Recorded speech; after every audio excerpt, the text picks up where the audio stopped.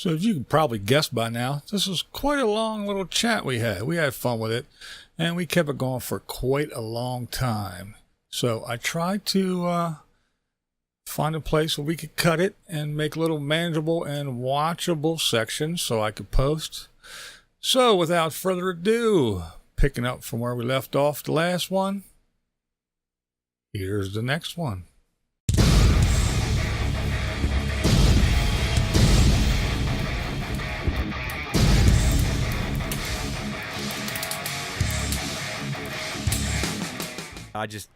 If I avoid the news. Well, how about this? Did you ever meet anybody that was like, oh, I wish I would have never met him because now I can't fucking stand him? Or did you ever meet anybody and go, cool, I still like him? Did you ever happen to have that opportunity? A long time ago, you remember when York had what was that place we played in York where we stayed over? Oh, yeah, right there downtown, right on the main drag. What the hell was the name of that place? Yeah, we got snowed in or some shit. Yeah. Yeah. Boiled hot dogs and Heineken. Apparently, the night before that we played, Anthrax was in the area, and Scott Ian was in the club. Scott Ian. Well, actually, I think a lot of the guys from Anthrax were there. Uh-huh. I remember seeing the little guitar player they had. Dude had like the best hair, and he was picking up chicks. He was like 5'0", built like a brick shit house. He was just picking up. Girls were just loving him because he was just this cute little tiny guy. I want to put him in my pocket. Yeah, but he was like shredded and stuff, and the girls were just digging him. And let me tell you, folks, back then the girls were hot. The big teased out hairsprayed hair. Well, even the guys had that. Between the alcohol and the hairspray, you couldn't light a cigarette because we'd all blow the fuck up. But and they wore the little tight, short black skirts, and oh yeah, the '80s were good. But I went backstage, and the drummer was kind of a dick. I met him, and he was kind of a dick, and I was like, all right, fuck the rest of these guys. I don't care. And then I met Joey Belladonna, and believe it or not, Billy Milano were in the bar. Wow. And I got a picture of me with Billy Milano, and Joey Belladonna jumped him from behind. So the picture is Joey Belladonna putting him like in a headlock. And some girl in Georgia took that from me because she was in love with Joey Belladonna, and she thought I knew him. Oh, I was really? like, oh, yeah, we were hanging out. Look. And she was like, chilling. And she snatched that from me, and she was like, I can't believe you know this guy. And so what ends up happening is somewhere in this crowd is Scott Ian, and dude is moshing. I mean, he was just fucking around. Going for it, huh? He wasn't like violently smashing people, but he was pushing, getting pushed back, and he was cool. And then I talked to him for a little bit during a set break, and I can't remember the name of the band, although I remember Brad Divins was in it. Brad Divins, who was in Kicks briefly. I can't remember if that was Wrathchild or not. It was something that Brad Divins was in. Wow. And because he was, oh, you motherfuckers are crazy tonight. But anyway, talk to him. To this day, I still, if Scott Ian's name is on it, I watch it. He does this thing on the Nerdist channel called Blood and Guts. Yeah. Where he goes through like the horror gore makeup. He goes to these places.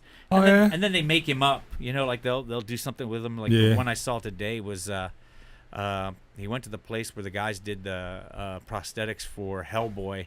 Yeah, I watched the show Face Off. Love that shit. And he always has some stunt, like he put his hand in this puppet's mouth and it bit him, and then they did the thing where they made it look like his fingers were missing, and then the puppet's like, and the fingers are in her mouth, you know.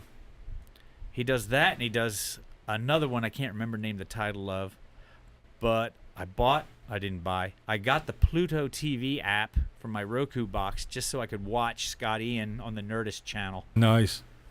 That's one of those, you know what I mean? He's always, from my experience, he's always been down to earth, and how I see him on the Nerdist channel was just how he was that night. That's always, see, that's cool stuff. I tell you, mine was, this is way out of left field, but I was in New York, and I was strolling around, and I saw this chick, and I said, I swear to God, that's her. And I walked up to Missy Elliott. No shit. Oh, man. And I said hello to her. She was with a posse, too. And I really don't even know how I got that close to her. But she was so cool. She was awesome. I don't know if it was just because a dude that looked like me, because back there, I mean, I had the hair and everything. Hey, get your freak on. And I don't know if it was like, oh, my God, this dude likes me and knows who I am. But she was so cool. She talked to me. She was so chill. She was awesome. And then my biggest disappointment was, I don't know if anybody out there is even going to know who this is, but one of my favorite bass players ever, Stanley Clarke. Oh, yeah, the jazz bassist. Yes. I met him actually down at down here in Harrisburg, the old Metron. Oh, okay. He played down there, and I stood with a Stanley Clarke poster.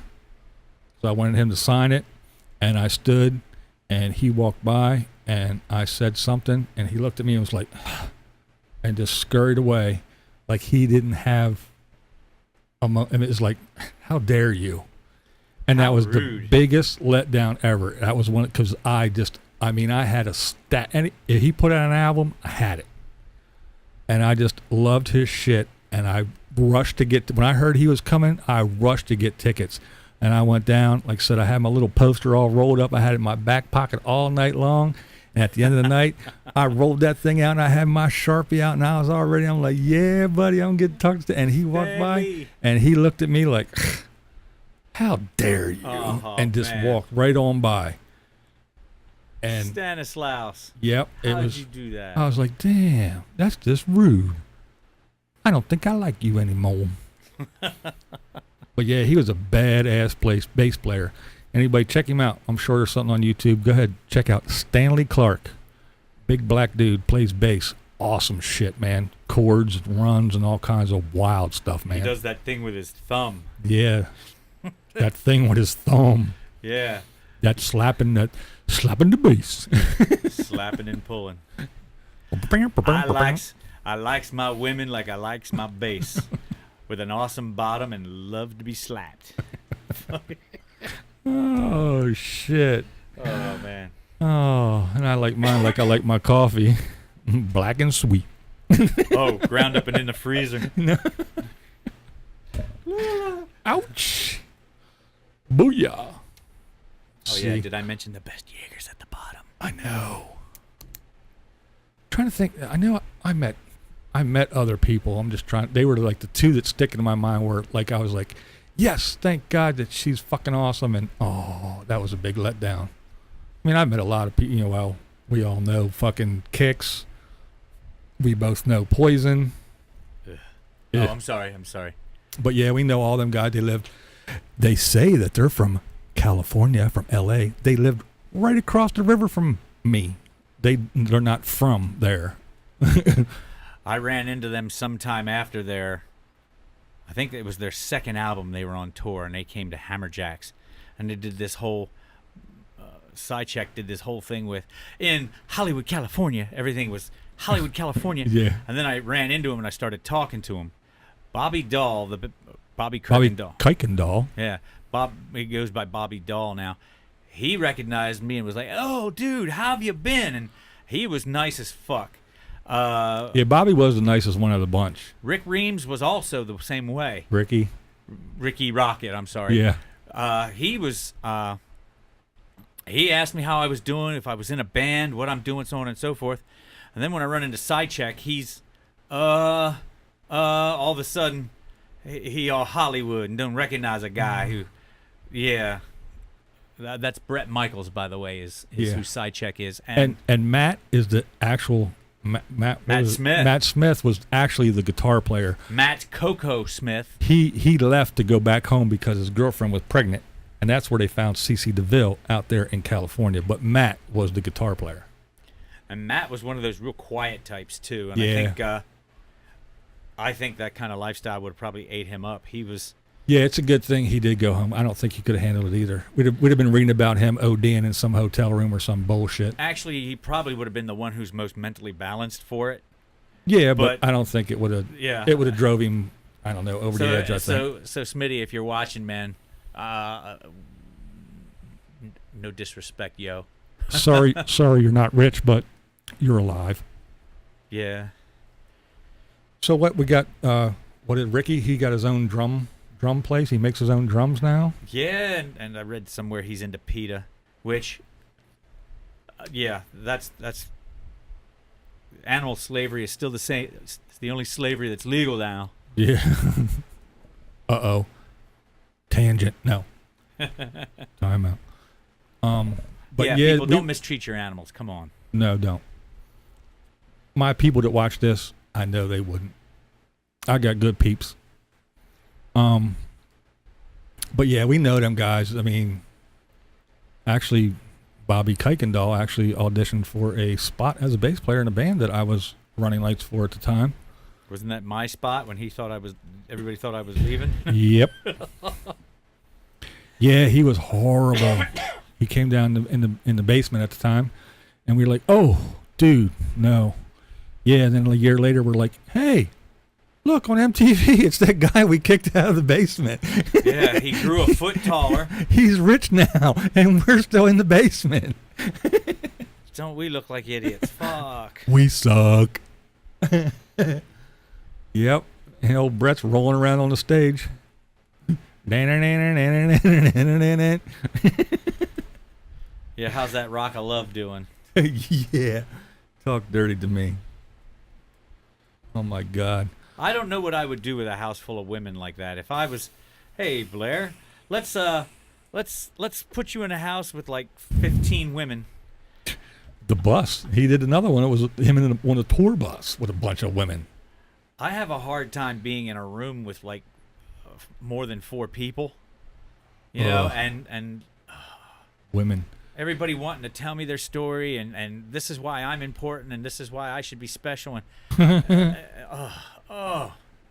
it's so hard to deal with people. The Bachelor, we ain't. Oh God, no! It's so hard to deal with people just in normal life.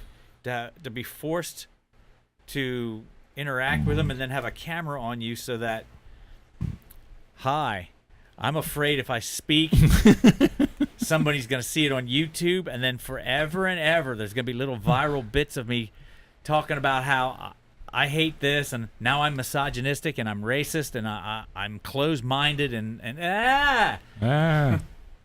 no. Yeah. Thanks for changing me from me to whatever it is you want me to be. And we all know, Kicks, because Kicks, they're from the Shoes, right down the way. What used to be the Shoes in Maryland. We opened for them a couple times. I ran lights for them once or twice. Whatever happened to that bass player? Do not know. Donnie Purnell, if you're out there somewhere, get in touch with Blind Views. Blind Views, Donnie. Let us know you're okay. That's it. Somebody's going to send us a thing. He died 5 years ago. That just reminded me. I missed meeting Cyndi Lauper by that much. Remember when she did that thing with, was it the Sharks? I think that's who it was. But one of our local bands around here, she did a little cameo and did a little vocal spot in a recording studio. I think it was in Lebanon or someplace. But I think it was the Sharks. But anyway, that would be the only band that does anything in her genre, kind of. And we a couple of us went down to the studio because we were invited. We actually did a show with them guys, and they said, "Man, we're doing this thing, man. Cyndi Lauper, blah blah blah, this day." And they invited us, and a couple of us went down. I can't remember who. I don't know who went with us, but we went down, and it was just one of those days we were dicking around and shit just didn't turn out right. And we got to the studio, and they let us in, and we're like, and they're like, she left like a half hour ago. Oh, I gotta go. I can smell them coming. Yeah. Okay, guys. And that was back in the day when she was the crazy different colored hair and the tutus and I know you'd be like, is that your real voice? Yeah, man. Sure. I so wanted to meet her so bad. Captain Lou Albino. Say long tall dog. Yeah. Oh man, that was I was so bummed. I was so bummed about that. I so wanted to meet Cyndi Lauper. She's another one that when you hear her live, goddamn, can that woman sing?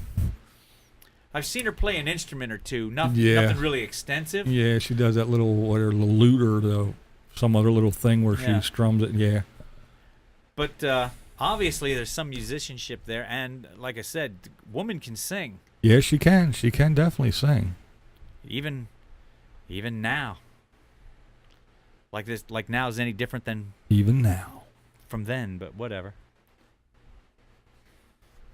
Now I'll tell you who had some pipes. Yoko Ono. Sewer pipes. Oh my God. That woman had some sewer pipes. I guess if you got enough money, anybody will let you record. Was that Jeff Ross? What was the comedian that said 6 bullets in him, not one into her? Yeah. I'm sorry, that's the Jaeger talking. I'm sorry. Oh shit. Jägermeister. Jägermeister. Thank you, Dave Attell. Jaeger. Jaeger, the maker of thoughts. The dropper of inhibitions. That's it. And panties. Oh, man. I'm about to drop mine. Oops. God damn. But, yeah, it surprises me when I hear Cyndi Lauper's one. Christina Aguilera is another one who live can sing. Yeah. God damn, that girl can sing. I don't know what happened on The Voice. And there's one thing. Miley's another one that I hate to admit it. Oh, yeah. Miley can sing. What a pro. I mean, she is like really. I know. I'm the same way. I hate to admit it. When she was younger, before she went full retard, she when she stopped the Hannah Montana thing and she had that little concert thing where she came out, it was like, I guess, half Hannah Montana, and then she came out as Miley later on. But yeah. I watched that and I was like, okay, I'm gonna check this out. And I watched. I was like, wow, this little girl can sing. So I didn't follow her, but I kind of paid attention and I listened to some stuff. I was like, man, this girl can sing. And then she went, like I said, full retard. Yeah. I was like, whoa. I've seen her do the bits like with Jimmy Fallon where they go into the subway and they pretend they're other people. Oh, yeah. And she sings live. That girl's got some serious freaking skills. I mean, whatever you want to say about her lifestyle or her choices in music, etc. Again, she ain't my friend. I'm not going to her house for Thanksgiving. Yeah. For some reason you just stopped the thought train. The flow. But she can sing. She is a performer. God damn. Yeah, and I mean she's creative with her shows. Obviously there's like a little theme, a little 420 sex theme that goes through her show kinda. Yeah. But to each their own. I mean, you entertain people the way you want to be entertained. So, whatever. But the girl's got skills. I don't know about, like, A Wrecking Ball was a good song, enough that everybody wanted to cover it because everybody thought, I could do this better. That just goes to show you how good the song was. Yeah. The song was good enough that it touched enough musicians to make them want to try it in their own genre. And I have seen a bunch of covers of Wrecking Ball. Guys singing it, girls singing it. Everybody seems to metal it out more because it's got that kind of potential to it. But yeah, the director's cut of the video is just the one with on her singing and crying. Yeah. There's a couple people like that out of genre that I really appreciate. That's what But that video was interesting enough to watch with just her singing and crying. Yeah. I mean, what we do here is go back. Loud.